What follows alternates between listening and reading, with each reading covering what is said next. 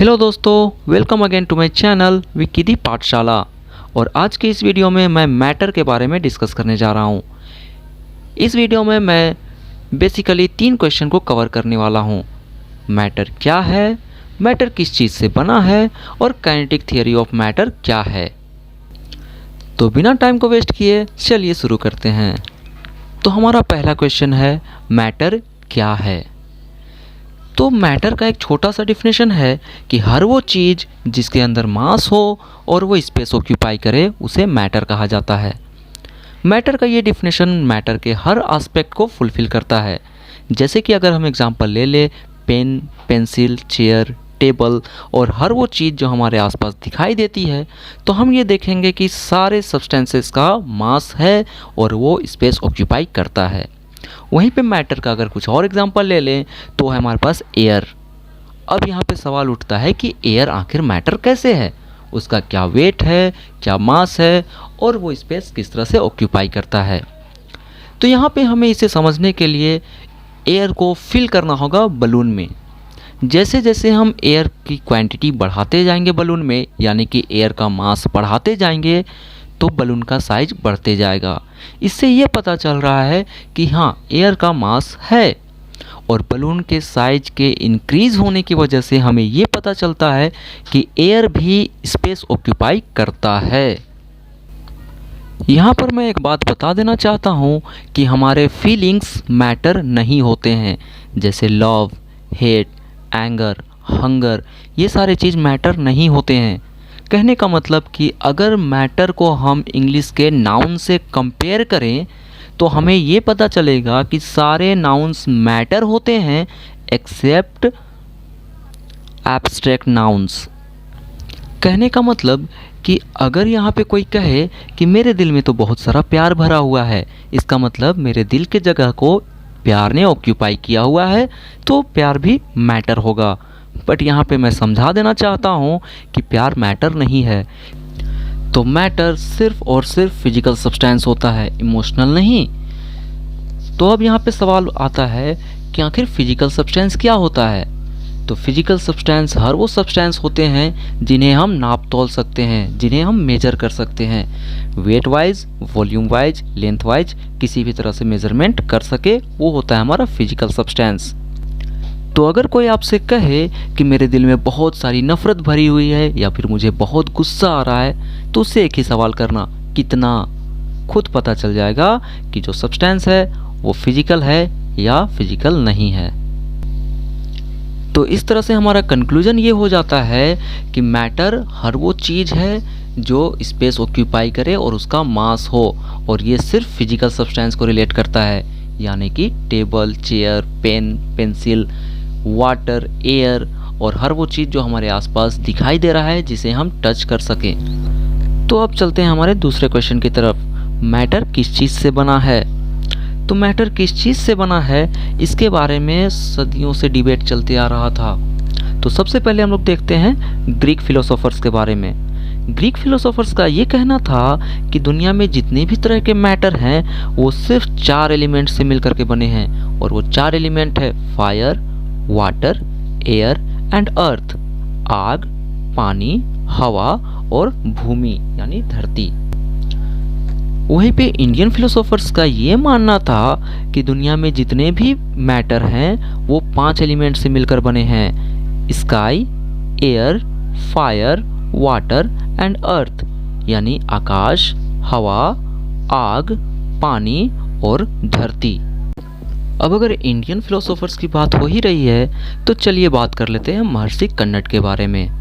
तो महर्षि कन्नड एक Indian philosopher थे और उन्होंने सबसे पहले सजेस्ट किया था कि मैटर जो है वो मॉलिक्यूल से मिलकर के बना है, यानी कि जितने भी मैटर है वो अणु से मिलकर के बने हुए हैं, और फिर ये अणु जो हैं वो छोटे पार्टिकल से मिलकर बने हैं जिन्हें हम परमाणु कहते हैं।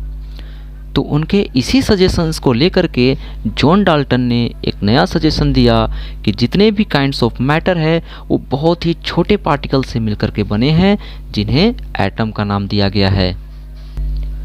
तो यहाँ पे हमारा कंक्लूजन ये निकल करके आता है कि all the kinds of matter are made up of extremely small particles called atom जितने भी मैटर हैं, जितने भी पदार्थ हैं, वो सब बहुत ही छोटे पार्टिकल से मिलकर के बने हैं, जिन्हें हम परमाणु कहते हैं।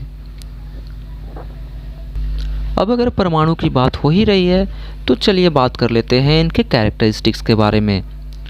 तो परमाणु यानी एटम्स को पार्टिकल्स ऑफ मैटर भी कहा जाता है और इसके कुछ कैरेक्टरिस्टिक्स भी हैं, जैसे particles of matter are extremely small, particles of matter बहुत बहुत छोटे होते हैं। Particles of matter are always in a state of random motion, particles of matter हमेशा आपस में मोशन में होते हैं, यानी कि वो एक जगह पे रुके नहीं होते हैं, अगर उन्हें स्पेस मिल जाए तो हमेशा मूवमेंट कर रहे होते हैं। थर्ड कैरेक्टरिस्टिक है particles of matter always attracts each other, particles of matter हमेशा एक दूसरे को अट्रैक्ट किए हुए रहते हैं और उनके अट्रैक्शन के फोर्स को बोला जाता है इंटरमॉलिक्यूलर फोर्स ऑफ अट्रैक्शन, जो हम आगे डिस्कस करेंगे। फिर हम लोग देख लें तो particles of matter have space between them, particles of matter के बीच में स्पेस भी होता है। तो चलिए बढ़ते हैं हमारे तीसरे क्वेश्चन की तरफ, जो है काइनेटिक थियरी ऑफ मैटर क्या है। तो काइनेटिक थियरी ऑफ मैटर के अकॉर्डिंग दुनिया के सारे सब्सटेंसेस, चाहे वो किसी भी तरह के सब्सटेंसेस हों, वो बने होते हैं बहुत ही छोटे पार्टिकल से, जो एटम हो सकता है, मॉलिक्यूल हो सकता है या फिर आयंस हो सकते हैं। इस थ्योरी के अंडर बहुत सारे पोस्टुलेट्स निकल करके आते हैं, तो चलिए एक एक करके उन्हें डिस्कस कर लेते हैं। तो सबसे पहला पोस्टुलेट है कि जितने भी काइंड्स ऑफ मैटर हैं वो बहुत ही छोटे पार्टिकल से मिलकर के बने होते हैं, जो एटम या मॉलिक्यूल्स हो सकते हैं। वहीं पे सेकेंड पोस्टुलेट हमारा ये है कि अगर एक पर्टिकुलर टाइप ऑफ मैटर के पार्टिकल्स को देखें तो वो हर तरह से आइडेंटिकल होंगे, यानी कि बिल्कुल एक जैसे होंगे। फॉर एग्जांपल अगर हम देख ले आयरन यानी कि लोहा को, तो उसके जितने भी पार्टिकल्स होंगे वो सब के सब अपने आप में एक आयरन होंगे, वो भी कंप्लीट आयरन। उनका फिजिकल और केमिकल प्रॉपर्टीज हर तरह से सेम होगा।